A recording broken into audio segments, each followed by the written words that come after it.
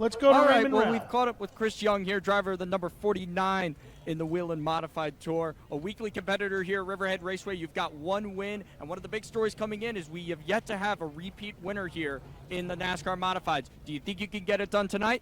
We're going to try like heck. Caught up is pretty funny. The car was not good in practice, so we're probably second from last in time. But we're figuring it out. We changed all 4 springs, all 4 shocks, the track bar, the sway bar. I had a sandwich and a Gatorade. So maybe we'll have something better in time trials here.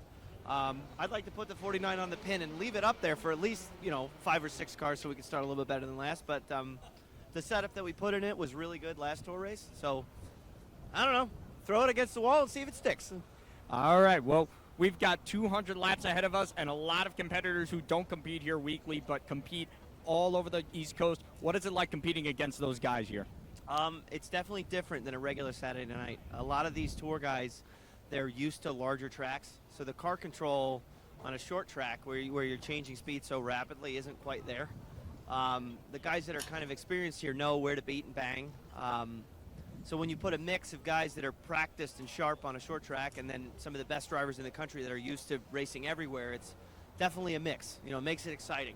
So some moves that we all know the local guys won't work get tried from the tour guys. I think the last tour race, we were 3 wide with 7 to go trying to make a pass, which never works here. And it didn't work then.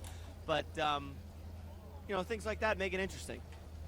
It's a big playing field when you have certain guys who don't run here weekly but run all over the East Coast and certain guys who run here weekly, but this is your home track and being from Long Island, how much pressure is on you to hold the fort down, I guess you could say, for the Long Islanders, for the weekly competitors to go out here and try to beat those guys who don't compete here on a weekly basis?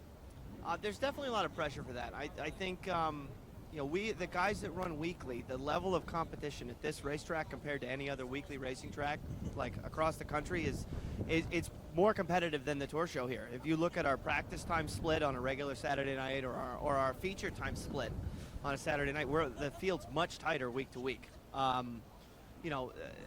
There's pressure to me, I think, because of how well we've been performing lately. On the weekly series, we won, we finished second, we finished third. We're constantly in the top 3. But that's a totally different setup package and a different set of tires and a different race strategy. A 50-lap shootout versus a 200-lap race is very different mental approach. The first 150 laps of this race is a throwaway. I mean, you're going to see us logging laps. You're going to see us being very forgiving for the most part in the first 150 laps. But after that, it's all bets are off, and that's kind of where the local guys' experience shows, because they're able to save a little bit better and they're able to cut through traffic when cars are worn out a little bit better. So even if we miss it on setup tonight, I'm confident halfway through the race we'll be starting to move forward if we don't have a rocket ship after all the changes that we made. So it's tough.